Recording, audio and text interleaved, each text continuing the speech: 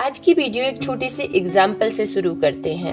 आपने देखा होगा जब बच्चा चलना सीखता है तो माँ उसका हाथ छोड़ देती है, यानी उसको चलाते चलाते बीच में कहीं उसका हाथ छोड़ देती है। क्या इसका मतलब ये है कि माँ उसे गिरते देखना चाहती है? माँ चाहती है कि उसका बच्चा गिरे? इसका जवाब आप तुरंत दे देंगे कि नहीं। वो चाहती है कि उसका बच्चा मजबूत बने, अपने पैरों पर खड़ा होना सीखे और खुद से चलना सीखे, सारी जिंदगी माँ को उसे चलाना ना पड़े।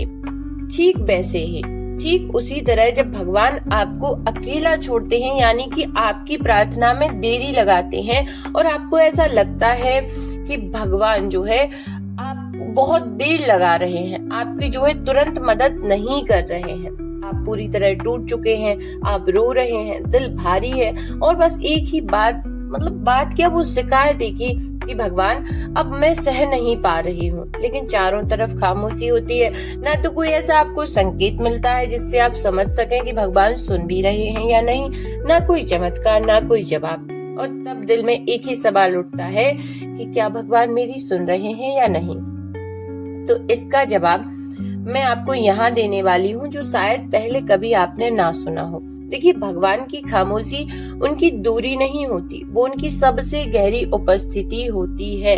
भगवान हर पल, हर सेकंड, हर क्षण आपको देख रहे हैं, सुन रहे हैं। यकीन ना हो तो आप जो है आप आजमा सकते हैं। आपकी हर आय, हर आंसू, हर प्रार्थना उन तक पहुंचती है, लेकिन वो हर बार तुरंत जवाब नहीं देते। कभी कभी ऐसा होता है कि आपने कुछ मांगा और आपको तुरंत मिल जाता है, आपकी प्रार्थना तुरंत सुन ली जाती है। और कई बार भगवान इतना समय लगाते हैं कि हमारा विश्वास डगमगाने लगता है, क्योंकि वो हर बार आपको वही दे दें जो आप मांगते हैं, तो आप कभी वो नहीं बन पाओगे जो आपको वो बनाना चाहते हैं।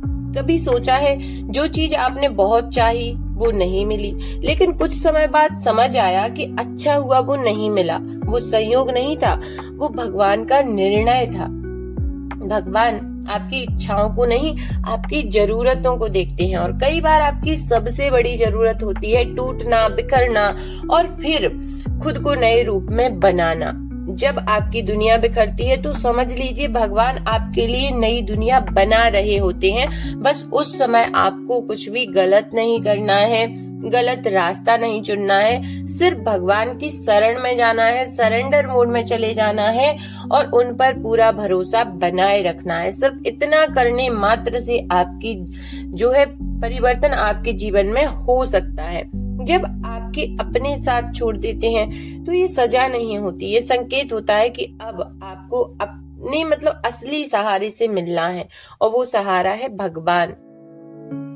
जब आप सोचते हो कि आप अकेले हो, लेकिन ये सच नहीं है, आप कभी अकेले थे ही नहीं। जब आप रोते हो तो भगवान आपके हर आंसू को गिनते हैं। जब आप चुप रहते हो तो वो आपकी खामोशी भी सुनते हैं। कभी कभी भगवान आपकी जिंदगी से सब कुछ हटा देते हैं ताकि आप समझ सको कि असल में आपका था ही क्या।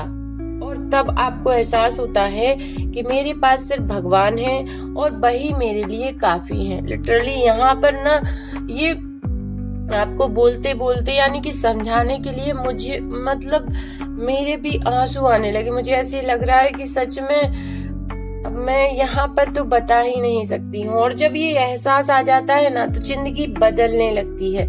दर्द कम नहीं, लेकिन सहने की ताकत बढ़ जाती है। समस्याएं खत्म नहीं होती, लेकिन डर जो है खत्म हो जाता है। आप सोचिए, अगर माँ पूरे जीवन भर अपने बच्चे का, कोई माँ चाहेगी कि जीवन भर बच्चा उसका हाथ पकड़ के चलता रहे? वो नहीं चाहेगी। वो चाहेगी कि उसका बच्चा रेस में फर्स्ट आए। ऐसे ही भगवान करते हैं। भगवान देर कर सकते हैं लेकिन अंधेर नहीं करते। उनकी हर योजना आपकी सोच से बहुत बड़ी होती है। इसलिए अगली बार जब लगे कि भगवान मेरी नहीं सुन रहे, तो अपनी आंखें बंद करिए और दिल से कहिए, हे भगवान, मुझे नहीं पता आप क्या कर रहे हैं, लेकिन मुझे आप पर पूरा भरोसा है। क्योंकि जिस दिन आपने भरोसा करना सीख लिया, उस दिन आपको जवाब मिल जाएगा, बिना पूछे, बिना मांगे। अगर आप भी दिल से मानते हैं कि भगवान कभी गलत नहीं करते, तो कमेंट में लिखिए, मुझे ईश्वर पर भरोसा है।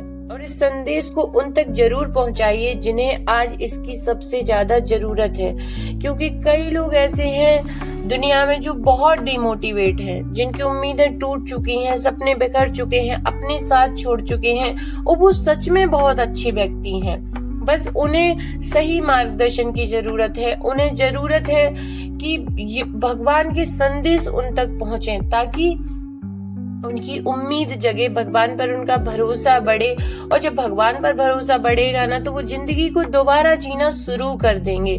और यदि आप ये पुण्य का काम करते हैं कि आप किसी ऐसे व्यक्ति को जानते हैं जो बिल्कुल हार चुका है और उसके मन में आप यदि उम्मीद की किरण जगा देते हैं, तो इससे बड़ा मुझे नहीं लगता कि कोई पुण्य का काम जो है हो सकता है। तो वीडियो को शेयर करिए और आपसे जितना बने लोगों को मोटिवेट करने की कोशिश कीजिए, ना कि डिमोटिवेट। अपमानित करना, नीचा दिखाना, अपशब्द बोलना, किसी की निंदा या ये सारी चीजें करना तो हर व्यक्ति करता है।